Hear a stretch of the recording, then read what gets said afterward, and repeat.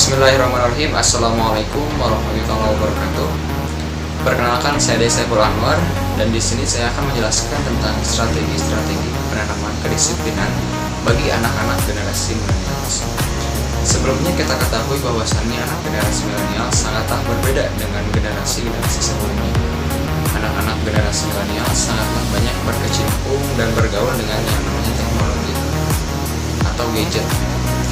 Otomatis dalam sosial budaya, gaya hidup, bahkan konsep berpikirnya itu sangat luas, sangat global, sangat menyeluruh. Anak-anak bisa mendapatkan pembelajaran di mana saja, tidak terpaku kepada sekolah dan rumah, tetapi dari gadget.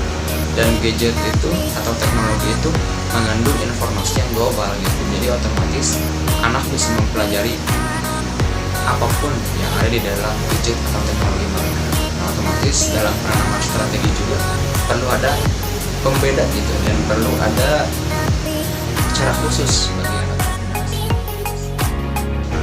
Dalam rangka memberikan fungsi controlling dari orang tua di lingkungan rumah dan guru di lingkungan sekolah, tentu para orang tua dan guru harus memberikan waktu keleluasaan bagi peserta didik atau anak-anaknya untuk bisa mengembangkan potensi dirinya secara mandiri. Jadi tidak dilakukan pengekangan dan pengikatan yang berlebihan dan tidak dilakukan secara otoriter, tetapi berikan kebebasan kepada anak untuk bisa berkembang secara mandiri. Nah, terdapat strategi-strategi yang bisa diterapkan oleh seorang guru atau orang tua dalam menanamkan kedisiplinan bagi anak. Yang pertama itu adalah merujuk perkataan dari Charles Clifford, seorang psikologi asal Amerika Serikat, yang menyebutkan bahwa anak itu hendaknya diajak secara baik dan dilibatkan ke hal-hal yang positif. Hal ini bertujuan untuk memotivasi anak agar mengarahkan emosi-emosi yang ada pada dirinya kepada hal-hal yang positif. Karena hakikatnya manusia itu penuh dengan emosi-emosi, dan emosi-emosi ini bisa diarahkan kepada hal yang negatif dan positif. Maka tugas guru dan orang tua adalah mengarahkan emosi-emosi anak dan memotivasi anak untuk melakukan hal-hal yang positif, untuk mengarahkan emosi-emosi yang ada pada diri anak ke hal-hal yang positif dengan cara yang baik dan cara yang nyaman terhadap peserta didiknya. Yang kedua itu adalah menurut teori ilmu kognitif Albert Bandura. Albert Bandura menyebut bahwa seorang anak itu melakukan pembelajaran peniruan atau modeling kepada seseorang yang dianggap sebagai ia kagumi dan ia rasa cukup baik untuk ditiru gitu. Jadi anak akan melihat sosialnya, anak akan melihat lingkungannya, apakah ada orang yang bisa dijadikan model bagi dia untuk bisa mengembangkan perilakunya. Dan tentu jawabannya ketika di sekolah adalah guru. Nah, maka otomatis guru harus memberikan modeling yang baik bagi peserta didik agar peserta didik cenderung berada di dalam hal positif dan dengan kedisiplinan yang baik gitu. Yang ketiga adalah pembelajaran afektif. Pembelajaran afektif dari segi tujuan dan goalsnya itu tidak mengarah kepada penghasilan intelektual, tapi lebih ke ranah sikap dan keterampilan. Maka otomatis pembelajaran afektif ini bisa digunakan sebagai salah satu strategi yang bisa dikembangkan oleh guru untuk membentuk karakter disiplin pada peserta didik dengan cara menanamkan sikap-sikap yang baik, sikap-sikap yang terpuji, sikap-sikap yang sesuai dengan norma yang ada di lingkungan sekolah ataupun norma yang ada berada di lingkungan sosial masyarakat.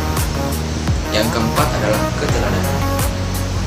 Menjadi seorang guru dalam melakukan pendidikan bukan hanya ketika ia menyampaikan materi, menyampaikan penanaman kedisiplinan secara verbal, tetapi harus dilakukan dengan secara praktik juga, dengan cara melakukan sikap-sikap yang terpuji, sikap-sikap yang disiplin, yang memunculkan motivasi anak untuk meniru dan menjadikan guru itu sebagai teladan.